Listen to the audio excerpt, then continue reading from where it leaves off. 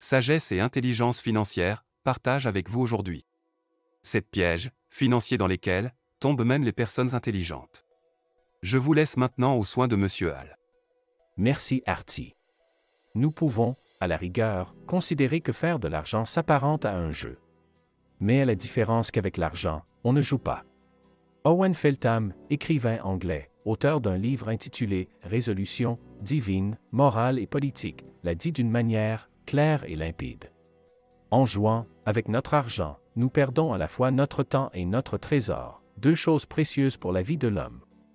Généralement, les personnes avisées ont horreur de voir 100 € disparaître dans un pari ou pire dans un casino.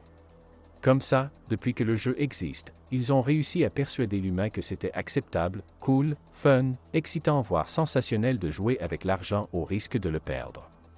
Chacun voit midi à sa porte, mais, pour nous, les jeux d'argent ne sont pas une manière avisée de traiter ses finances.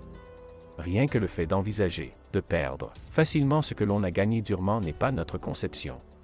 Car, déjà, quand on y pense, même lorsque nous ne jouons pas, notre argent disparaît constamment. Nous le remettons assez facilement à un caissier, à un système ou d'un simple clic de souris. Comme on le répète, souvent, tenir un budget n'est pas une fantaisie. Cela permet, entre autres, de lister nos décisions, les bonnes et les terribles erreurs financières que l'on peut faire ou que l'on a fait. La gestion des flux de trésorerie est essentielle à la réussite financière, car la plupart d'entre nous ne gagnent pas le gros lot, en tout cas d'un coup, et ne reçoivent pas un héritage tous les 25 du mois. Généralement, encore, nous travaillons dur pour notre argent et souhaitons le maximiser. Aujourd'hui, nous allons visualiser, ensemble, 7 pièges financiers dans lesquels tombent même les personnes intelligentes.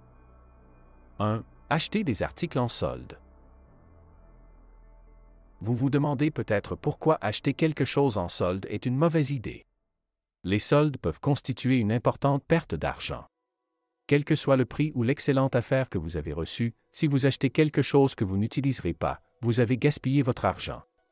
Il arrive, souvent, que les « bonnes affaires » finissent au fond d'un placard ou dans un cagibi. Ne faites pas cette erreur. Petit conseil, n'achetez pas à moins d'en avoir besoin ou d'avoir un vrai coup de cœur et que vous ayez le cash pour l'acheter sans que cela crève votre budget. 2. Achetez des articles insensés. Oui, dépenser de l'argent pour ce qui vous rend heureux est parfaitement acceptable, mais il y a un piège extrêmement important. Ne gaspillez pas d'argent pour des choses qui ne sont pas importantes ou pire qui sont tendances. Il y a une grande différence et c'est là que la plupart des gens se trompent complètement. Ce qui vous rend heureux n'est pas décidé par vos amis, vos voisins ou les publicités à la télévision. Oui, les publicités ont un impact réel sur les gens, et pour rester à flot, il faut savoir s'en protéger, vous et vos familles, spécialement si vous avez des enfants qui sont, très certainement les plus influençables. Comme nous sommes tous humains, il est inévitable de faire des erreurs, c'est une réalité de la vie. L'éducation financière, qui est le fil conducteur, reste l'un des remparts les plus aboutis et des plus performants. Faites simplement de votre mieux pour limiter vos achats en établissant des critères, en particulier les gros achats. 3. Jeter de l'argent sur des problèmes que l'argent ne peut pas résoudre. Il n'y a rien de mal à trouver de la joie dans les achats, mais acheter des choses pour combler un manque psychologique ou créer de la joie passagère pourrait être le signe d'un problème de santé mentale. Le shopping est souvent une expérience agréable.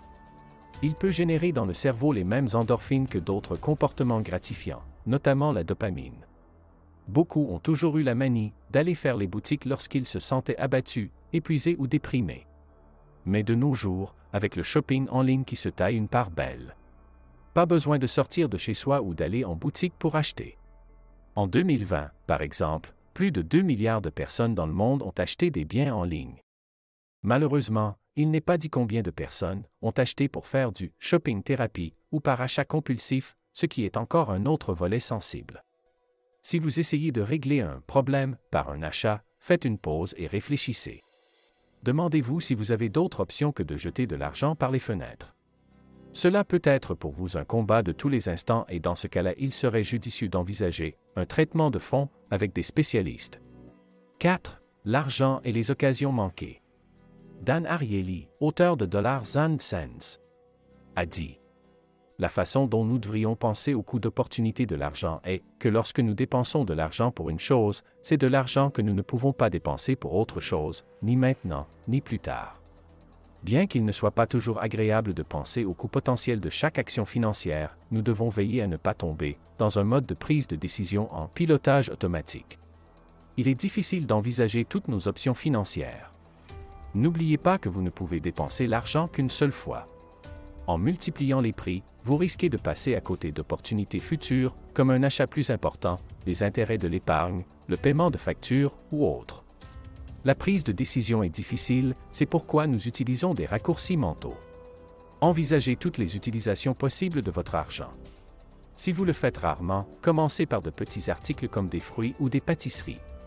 La réflexion sur le coût d'opportunité s'accélère avec la pratique.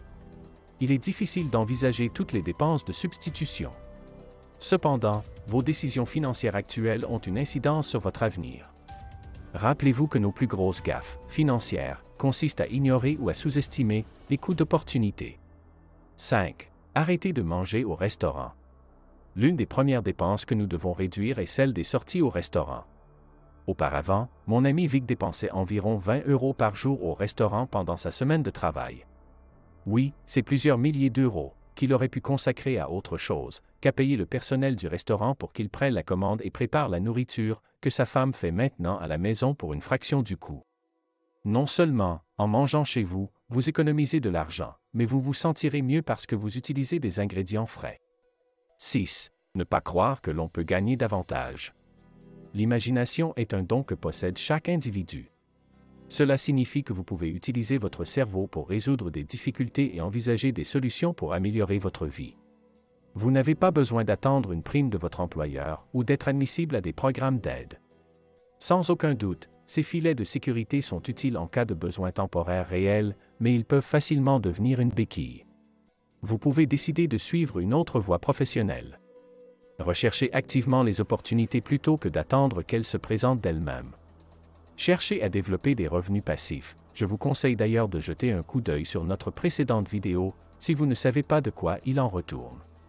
Oui, cela demande des efforts et quelques revers en cours de route, mais une activité secondaire peut devenir une occupation à plein temps. 7. Ne pas avoir de plan.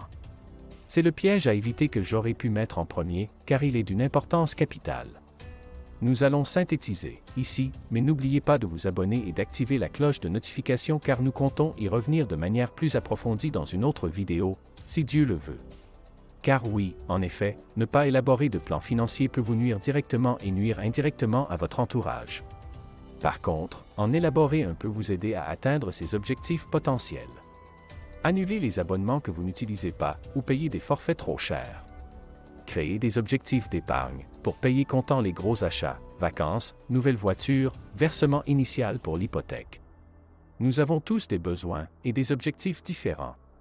Alors n'ayez pas peur de rechercher une solution différente si le plan actuel ne fonctionne pas. Nous avons abordé 7 pièges financiers dans lesquels tombent même les personnes intelligentes. Même si, malheureusement, nous n'avons pas été exhaustifs, car il y a bien plus que 7 pièges.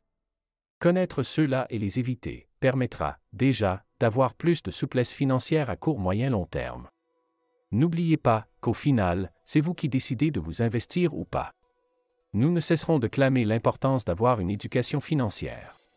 C'est un devoir, avec un grand D, pour vous et vos proches. Au passage, si toutefois YouTube vous conseille une autre de nos vidéos, n'hésitez pas, vous pouvez leur faire confiance à ce niveau-là. Bon, comme la confiance n'exclut pas la vérification, jetez un long coup d'œil sur nos autres vidéos et dites-moi en commentaire si YouTube vous a bien conseillé. Quant à moi, je vous retrouve tous, ici ou dans la prochaine vidéo si Dieu le veut.